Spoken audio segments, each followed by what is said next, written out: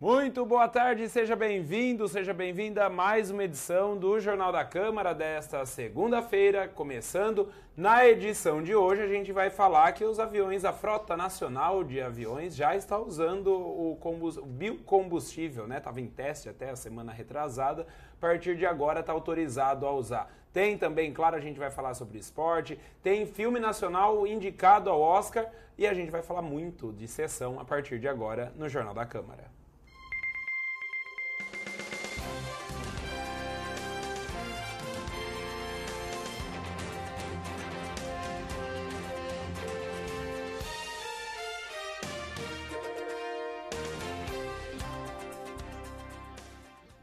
Jornal da Câmara começando com o Val Cevalho aqui no estúdio. Boa tarde, Val, tudo bem? Boa tarde, Rodrigo, tudo jóia. Ficou feliz com o seu time no final de semana?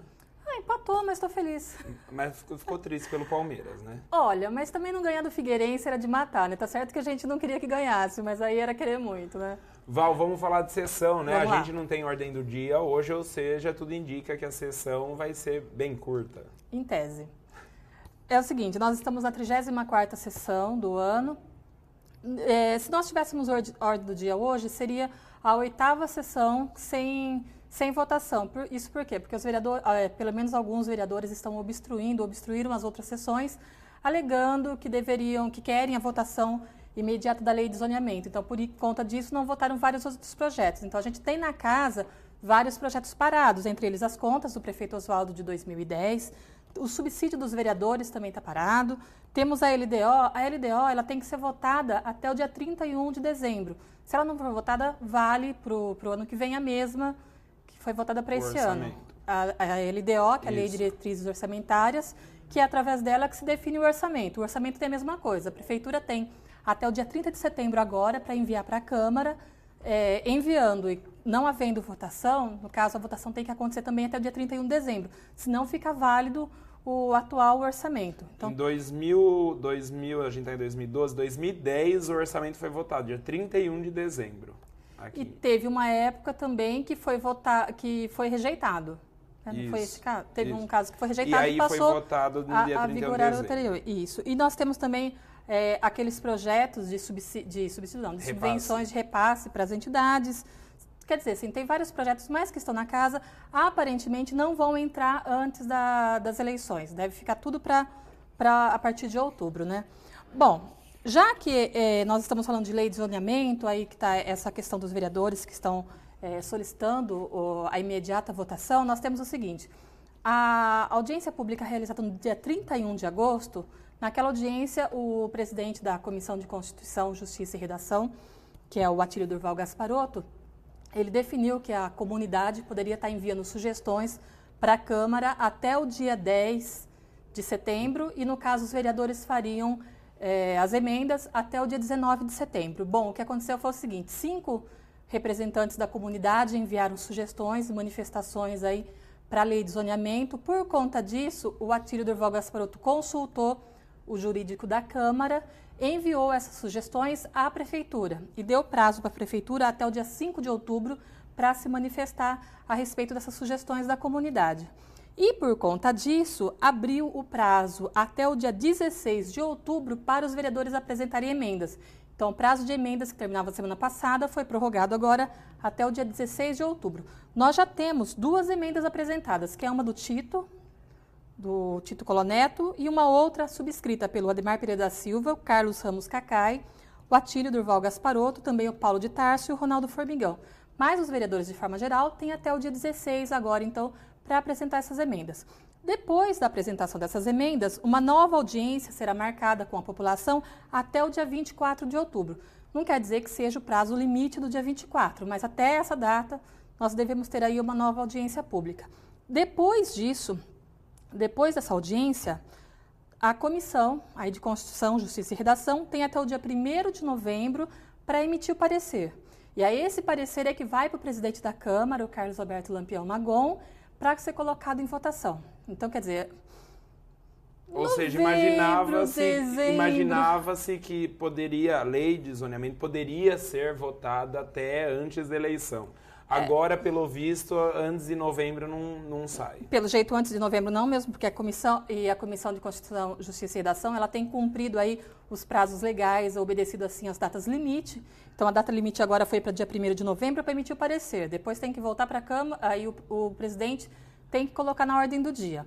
Há quem diga que não será votado esse ano, mas é claro assim, que depois das eleições, muita coisa pode mudar e pode ser votado ou não.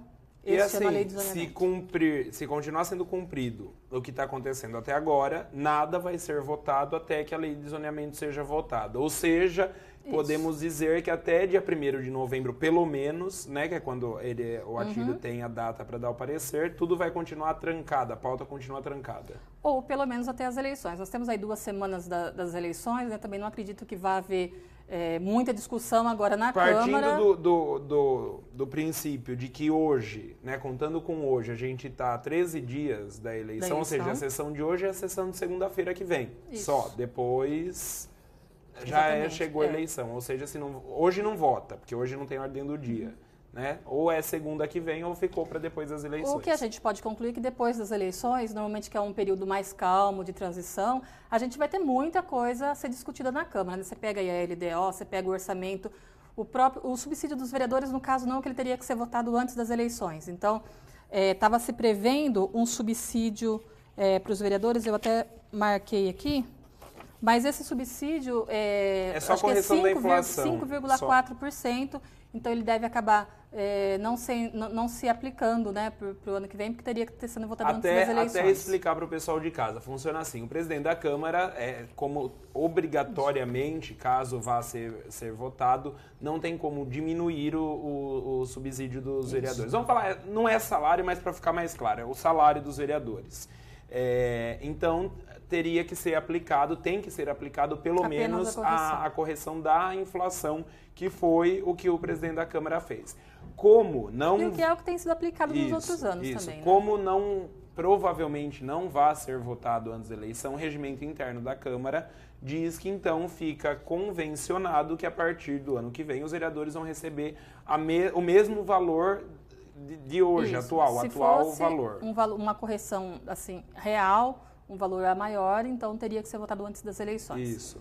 Como é apenas a correção da inflação, e caso não seja votado, fica mantido para a próxima legislatura o que hoje é o subsídio ou salário dos vereadores. Exatamente. Bom, então nós não vamos ter projetos para serem votados na ordem do dia, nós temos requerimentos e indicações que fazem parte do expediente da Casa.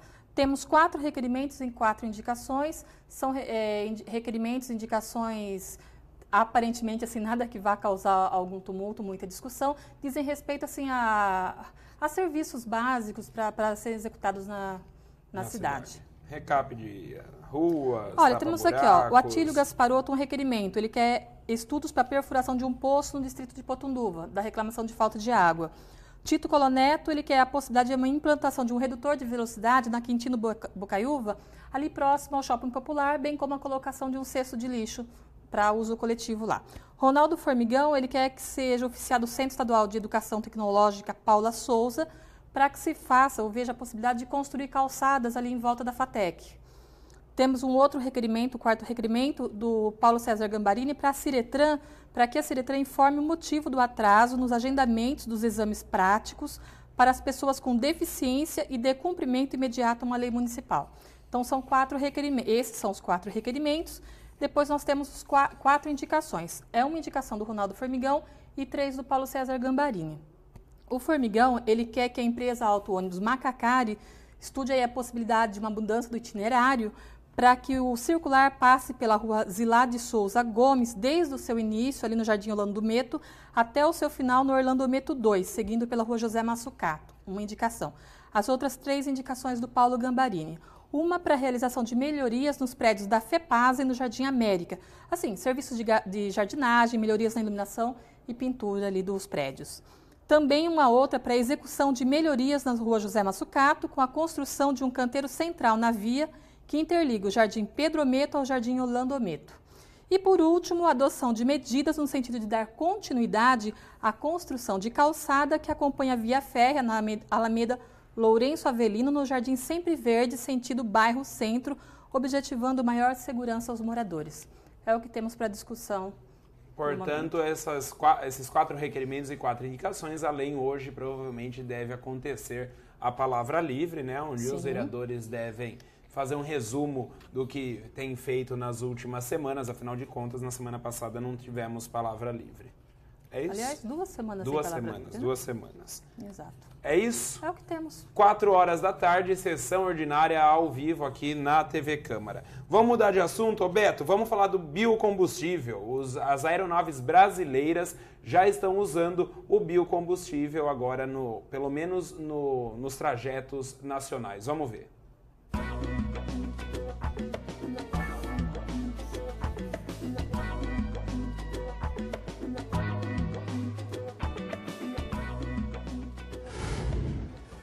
Biocombustíveis apresentam muitas vantagens ambientais, emitem menos gás carbônico, CO2 e geram menos poluentes. É por isso que vem ganhando cada vez mais espaço, não poluem e são renováveis. Graças a essas vantagens, o setor aéreo também busca formas de utilizar este tipo de combustível nos aviões. Este assunto foi tema de uma conferência realizada neste mês de setembro na Embrapa. A redação da NBR preparou uma reportagem que você acompanha agora.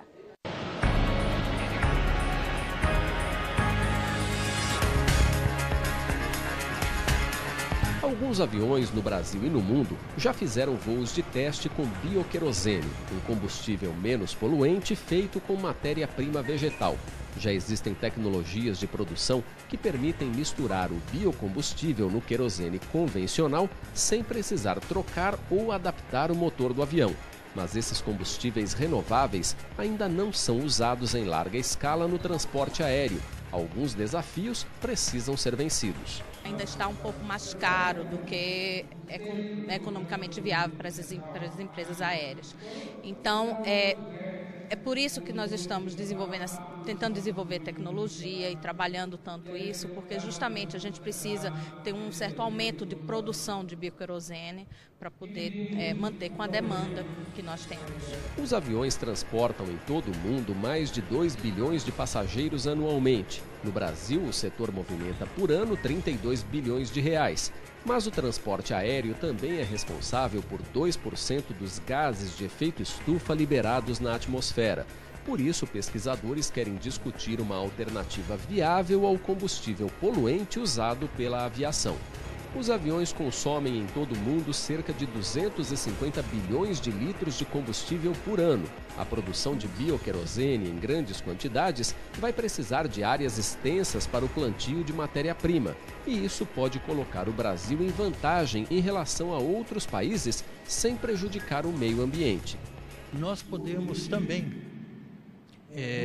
em áreas já desmatadas, recompor parte da floresta com algumas culturas, como essas oleaginosas nativas do Brasil, que tem um potencial para a produção de óleo e, consequentemente, de biodiesel e bioquerosene, também poderia ser focado no desenvolvimento nessa área. E além de contribuir para melhorar a qualidade do ar, a produção de biocombustível para aviões pode ajudar a economia brasileira. Se nós desenvolvermos esse bioquerosene aqui, nós temos a condição de sermos grandes fornecedores internacionais.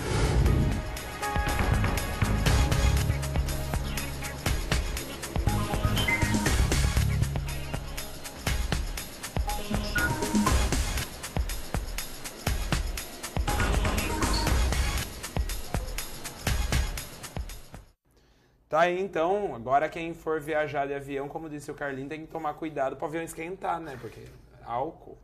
Ô Val, aí a gente saindo de avião, vamos falar de trânsito terrestre agora, né? A gente teve a campanha nacional do trânsito. Esse ano debateu e discutiu muito em cima do excesso de velocidade. E a atriz Cissa Guimarães foi uma das últimas a discursar e reforçar, afinal de contas, a Cissa Guimarães perdeu um filho que foi atropelado devido a um racha em um lugar que era proibido, estava trânsito impedido. Vamos ver a Cissa falando. Precisamos fazer um pacto pela vida. É inadmissível que o Brasil tenha mais de 40 mil mortos por ano no trânsito. É até mais, né? Temos que fazer uma grande aliança, governos, empresas, entidades representativas, organizações não governamentais e sociedade, pela preservação da vida de nossas crianças, jovens, familiares e pessoas queridas. Para preservar da dor também quem fica. Precisamos fazer um pacto para que os mais fortes protejam os mais fracos no trânsito. Que os pedestres, ciclistas, skatistas, motoristas, agentes sejam portadores dessa grande união. Precisamos fazer um pacto para que nossos legisladores criem e melhorem as condições de penalizar quem falta com respeito às regras e com respeito à sociedade.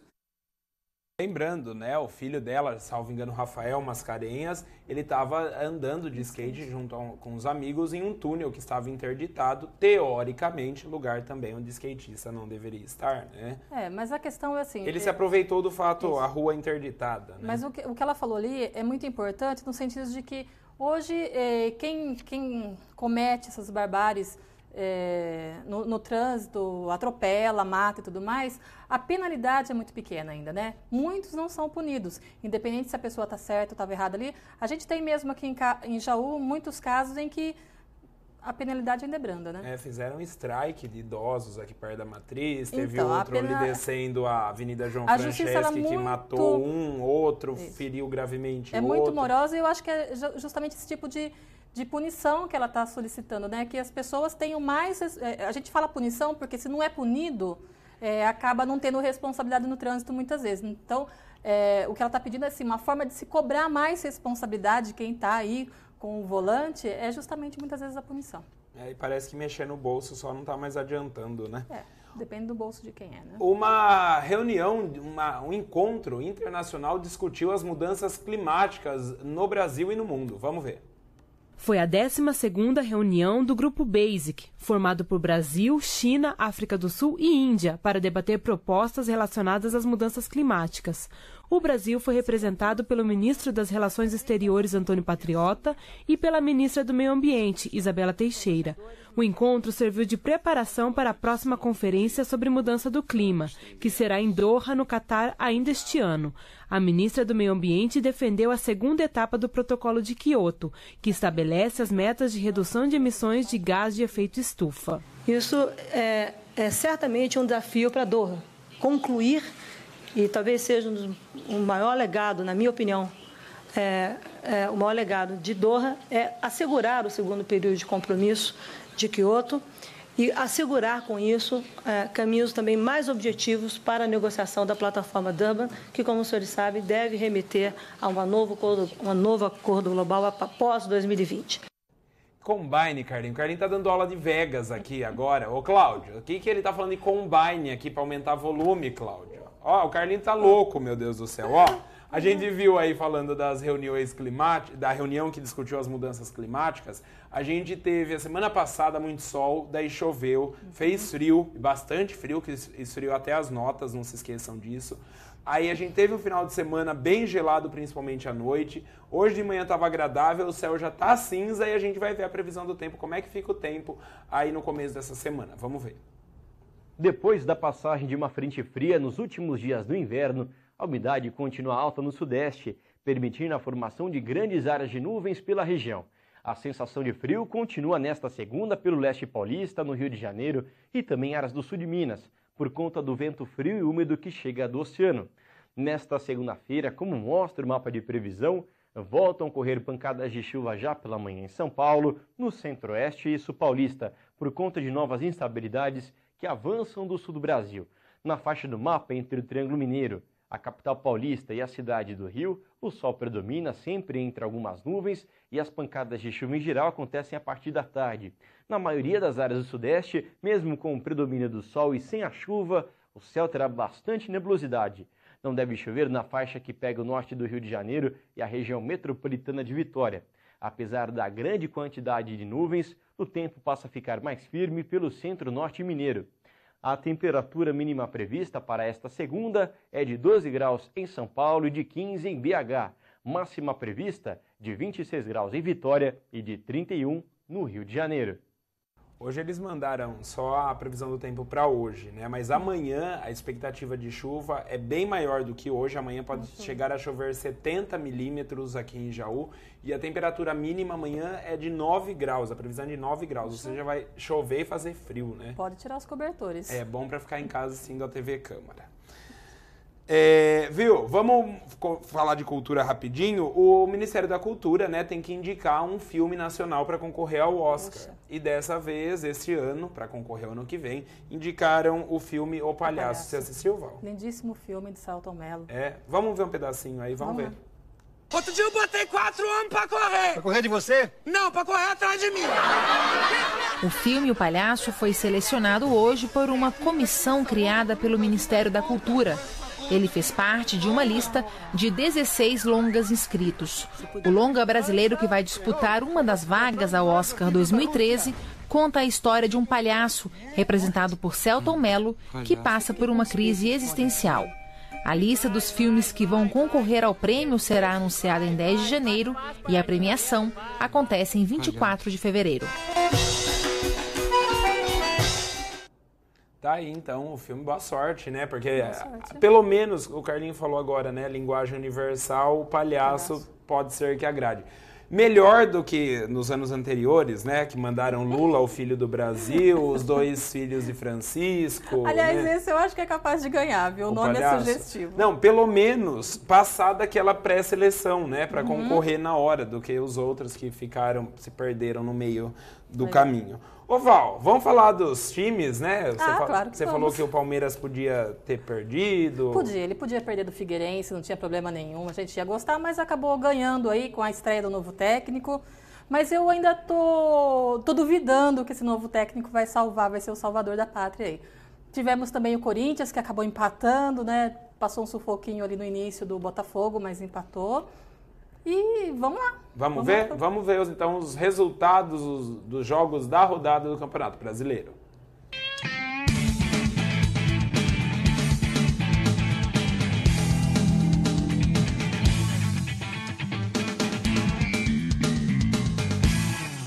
Pela 26ª rodada do Campeonato Brasileiro, o Fluminense venceu o Náutico por 2-1, se mantendo na liderança da competição. O Figueirense perdeu para o Palmeiras, 3-1 para o Palmeiras, que começou bem o dever de casa, né? Chegou a hora do chacoalhão. O Palmeiras tem 13 jogos pela frente, precisava vencer 8. Desses 8, já venceu 1, ou seja, ainda falta 7 jogos para o time tentar escapar do rebaixamento do Campeonato Brasileiro.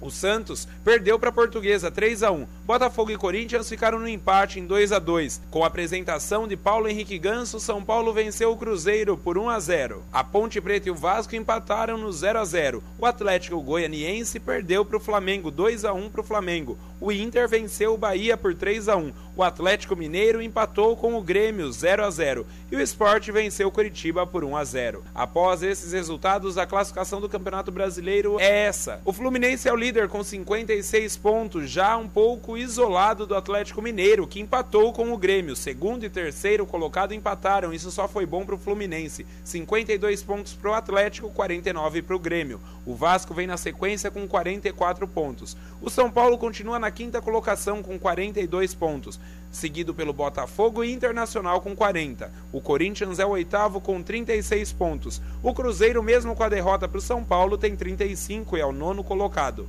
A Ponte Preta aparece na 10ª colocação com 34 pontos. Virando a tabela aparece o Santos com 33, seguido da Portuguesa com 32. Náutico, Flamengo e Bahia têm 31 pontos. O Coritiba tem 28. E na zona do rebaixamento aparece o Sport com 27 pontos, o Palmeiras com 23, o Figueirense com 22 e o Atlético Goianiense com 20 pontos. Reparem bem aí, ó, o Palmeiras, que é o 18º colocado, tem 23 pontos. O Sport, que é o mais próximo para a saída do Palmeiras da zona do rebaixamento, tem 27 pontos. Então, além de vencer os 7 jogos, o Palmeiras precisa continuar rezando para tropeço do Sport, do Figueirense e do Atlético Goianiense e, por que não dizer, do Coritiba e do Bahia.